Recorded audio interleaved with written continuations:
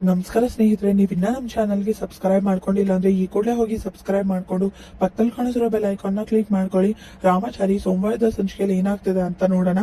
ಚಾರು ಕೋಪ ಮಾಡ್ಕೊಂಡು ಇವಳು ನನ್ನ ತಾಯಿ ಅಂತ ಹೇಳೋದಕ್ಕೆ ನನಗೆ ನಾಚಿಕೆ ಆಗ್ತಿದೆ. ಈ ವಿಷಯ ಕೃಷ್ಣ ಹೇಳಿದಾಗ ನನಗೂ ಕೂಡ ನಂಬಕ್ಕಾಗ್ಲಿಲ್ಲ ಒಂದ್ ಕ್ಷಣ. ಆದ್ರೆ ಸತ್ಯ ಏನು ಅಂತ ಗೊತ್ತಾದ್ಮೇಲೆ ನಂಬಲೇಬೇಕಲ್ವಾ. ಕೃಷ್ಣ ಇವಳಿಂದಾಗಿ ಎಷ್ಟೆಲ್ಲ ಚಿತ್ರ ಹಿಂಸೆ ಪಟ್ಟಿದ್ದಾಳೆ, ಹಾಗೇನೆ ಮನೆಯವರೆಲ್ಲ ಇವಳಿಂದಾಗಿ ಎಷ್ಟೆಲ್ಲ ನೋವು ಅನುಭವಿಸಿದ್ದಾರೆ. ನೀನು ಕೂಡ ಎಷ್ಟೆಲ್ಲ ಕಷ್ಟ ಪಟ್ಟಿದ್ಯಾ. ಇವಳು ಬಿಡ್ಬೇಕಾ ರಾಮಾಚಾರಿ, ನೀನೇ ಹೇಳು. ನನ್ನ ತಾಯಿ ಅಂತ ಕೂಡ ನಾನು ಮರ್ತಿದ್ದೀನಿ, ಏನ್ ಮಾಡ್ಬೇಕೋ ನೀವೇ ಮಾಡಿ ಡ್ಯಾಡ್ ಅಂತ ಚಾರು ಹೇಳ್ತಾಳೆ.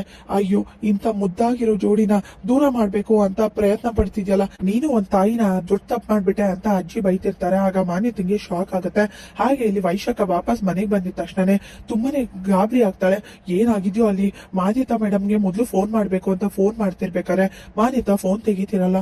ಅಯ್ಯೋ ದೇವ್ರೆ, ಏನಪ್ಪಾ ಮಾಡ್ಲಿ ಅಂತ ಟೆನ್ಷನ್ ಅಲ್ಲಿ ಇರ್ಬೇಕಾದ್ರೆ ಕಿಟ್ಟಿ ಹೇಳ್ತಾನೆ, ಈಗಾಗ್ಲೇ ನಮ್ಮ ಅತ್ತಿಗೆ ಎಲ್ಲಾ ತರ ಬ್ಯಾಟಿಂಗ್ ಶುರು ಹಚ್ಕೊಂಡಿರ್ತಾಳೆ, ನಿನ್ನ ಅಂತ್ಯ ಮಾನ್ಯತನ ಅಂತ್ಯ ಆದಷ್ಟು ಬೇಗ ಆಗುತ್ತೆ ಅಂತ ಕಿಟ್ಟಿ ಹೇಳಿದ ತಕ್ಷಣ ವೈಶಾಖ ಕಾಲಿಗೆ ಬಿದ್ದು, ಕಿಟ್ಟಿ ದಯವಿಟ್ಟು ಇದೊಂದ್ಸಲಿ ಬಿಟ್ಬಿಡು, ನಿಮ್ ಅಣ್ಣನ್ ಮುಖ ನೋಡ್ಕೊಂಡಾದ್ರೂ ಬಿಟ್ಬಿಡು ಅಂತ ವೈಶಾಖ ಹೇಳಿದಾಗ ಕಿಟ್ಟಿ ನಗ್ತಿರ್ತಾನೆ. ಸಾಧ್ಯನೇ ಇಲ್ಲ ಅಂತ ಕಿಟ್ಟಿ ಕಾಲಿಟ್ಕೊಂಡಿರೋದನ್ನ ಮನೆಯವರೆಲ್ಲ ನೋಡಿದ ತಕ್ಷಣ ಯಾಕಮ್ಮ ಇದೇನಿದು, ಕೃಷ್ಣನ್ ಕಾಲಿಟ್ಕೊಂಡಿದ್ಯಲ್ಲ, ಏನಾಯ್ತು ಅಂತ ವೈಶಾಖನ ಪ್ರಶ್ನೆ ಮಾಡಕ್ ಶುರು ಮಾಡ್ತಾರೆ. ಆಗ ವೈಶಾಖಗೆ ಟೆನ್ಷನ್ ಶುರುವಾಗುತ್ತೆ. ಆದಷ್ಟು ಬೇಗ ಗೊತ್ತಾಗುತ್ತೆ, ಚಾರು ಅದಕ್ಕೆ ಬಂದಿದ ತಕ್ಷಣ ಗೊತ್ತಾಗುತ್ತೆ ಅಂತ ಕಿಟ್ಟಿ ಹೇಳ್ತಾರೆ.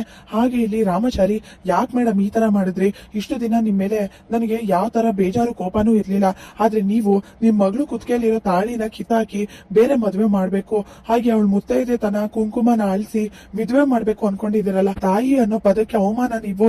ನಾನೇನೋ ನಿಮ್ ಮಗಳನ್ನ ದೂರ ಮಾಡಿದೆ, ಆ ಸಿಟಿಗೆ ನನ್ ಮೇಲೆ ಸೇರ್ ತೀರ್ಸ್ಕೊಂಡ್ರಿ ಅಂತ ಹೇಳ್ಬೋದು, ಆದ್ರೆ ನನ್ ಮನೆಯವರು, ನನ್ ತಮ್ಮ, ನಮ್ಮಪ್ಪ ಎಲ್ಲ ಏನ್ ಮಾಡಿದ್ರು ನಿಮ್ಗೆ ಅಂತ ರಾಮಾಚಾರಿ ತುಂಬಾ ಕೋಪ ಮಾಡ್ಕೊಂಡು ಬೈತಿರ್ತಾರೆ. ಡ್ಯಾಡ್, ನೀನೇನ್ ಮಾಡ್ತೀಯಾ, ನಿನ್ನಿಷ್ಟ ಅಂತ ಚಾರು ಹೇಳಿದಾಗ ಜೈಶಂಕರ್, ನೀನ್ ಬದಲಾಯಿ ಆಗ್ತೀಯಾ ಅಂತ ಅನ್ಕೊಂಡಿದ್ದೆ, ಆದ್ರೆ ನನ್ ಮಗಳ ವಿಷಯಕ್ಕೆ ಹೋದ್ರೆ ನಾನಂತೂ ಬಿಡಲ್ಲ ಅಂತ ನಿನ್ಗೆ ಮುಂಚೆನೆ ಹೇಳಿದ್ದೆ, ಆದ್ರೆ ಇವತ್ ಬಿಡೋ ಮಾತೇ ಇಲ್ಲ ಅಂತ ಜೈಶಂಕರ್ ಹೋಗಿ ಗನ್ ತಗೊಂಡ್ ಬರ್ತಾರೆ. ಜೈ, ನನ್ ಮಗಳ ಮೇಲಿರೋ ಪ್ರೀತಿಗೆ ಹೀಗ್ ಮಾಡ್ಬಿಟ್ಟೆ, ದಯವಿಟ್ಟು ಸಾರಿ, ಕ್ಷಮಿಸ್ಬಿಡು, ಬಿಟ್ಬಿಡು ಅಂತ ಹೆದರ್ಕೊಂಡು ಹಿಂದೆ ಹಿಂದೆ ಹೋಗ್ತಿರ್ತಾಳೆ. ಬದಲಾಗ್ತೀಯಾ ಅಂತ ತುಂಬಾ ಅವಕಾಶ ಕೊಟ್ಟೆ, ನೀನು ಬದಲಾಗೋದಿಲ್ಲ, ನಿನ್ನಂತವ್ರು ಈ ಭೂಮಿ ಮೇಲಿದ್ರೆ ಇನ್ನೂ ತಪ್ಪಾಗ್ತಾನೆ ಇರುತ್ತೆ. ಇವತ್ತು ನಿನ್ನ ಅಂತ್ಯ ನಾನೇ ಮಾಡ್ತೀನಿ, ನನ್ ಮಗಳಿಗೆ ಮಾಡಿರೋಂತ ಮೋಸಕ್ಕೆ ಇವತ್ತು ನಾನೇ ನಿನ್ ಶಿಕ್ಷೆ ಕೊಡ್ತೀನಿ ಅಂತ ಶೂಟ್ ಮಾಡಕ್ ಹೋಗ್ತಿರ್ತಾನೆ. ಆಗ ರಾಮಾಚಾರಿ ಮತ್ತೆ ಚಾರು ತಡೆದು, ಡ್ಯಾಡ್ ಬೇಡ ಡ್ಯಾಡ್, ಇಂಥ ಕೆಟ್ಟವ್ರನ್ನ ನೀವ್ ಸಾಯಿಸಿ ಜೈಲ್ಗೆ ಹೋಗೋದ್ ಬೇಡ, ಇಂಥವ್ರಿಗೆ ಸರಿಯಾಗಿ ಪಾಠ ಕಲಿಸ್ಬೇಕು, ಜೀವನವಿಡೀ ಶಿಕ್ಷೆ ಅನ್ಭವಿಸ್ಬೇಕು ಅಂತ ಚಾರು ಪೊಲೀಸ್ಗೆ ಫೋನ್ ಮಾಡಿ ಅರೆಸ್ಟ್ ಮಾಡಕ್ ಹೇಳ್ತಾಳೆ. ಹಾಗೆ ಪೊಲೀಸ್ ಬಂದು ಮಾನ್ಯತನ ಅರೆಸ್ಟ್ ಮಾಡ್ಕೊಂಡು ಕರ್ಕೊಂಡು ಹೋಗ್ಬೇಕಾದ್ರೆ ರಾಮಾಚಾರಿನ ನೋಡ್ತಾ ತುಂಬಾನೇ ಕೋಪ ಮಾಡ್ಕೊಂಡಿರ್ತಾಳೆ. ಹಾಗೆ ಇವರಿಂದ ಇನ್ನ ಒಬ್ರು ಕೂಡ ಇದ್ದಾರೆ, ಅವ್ರನ್ನು ಕೂಡ ಅರೆಸ್ಟ್ ಮಾಡಿಸ್ಬೇಕು ಅಂತ ಚಾರು ಹೇಳಿದ ತಕ್ಷಣ ಯಾರದು ಅಂತ ರಾಮಾಚಾರಿ ಹೇಳ್ತಾನೆ. ಆಗ ವೈಶಾಖ ಸತ್ಯ ಹೇಳಕ್ಕೆ ಅಂತ ಚಾರು ಹೋದಾಗ ರಾಮಾಚಾರಿ ಶಾಕ್ ಆಗುತ್ತೆ. ಇಲ್ಲಿಗೆ ಸಂಚಿಕೆ ವಿಡಿಯೋ ಮುಕ್ತಾಯವಾಗಿದೆ. ಲೈಕ್ ಮಾಡಿ, ಶೇರ್ ಮಾಡಿ, ಕಮೆಂಟ್ ಮಾಡಿ, ಸಬ್ಸ್ಕ್ರೈಬ್ ಮಾಡಿ. Thank you.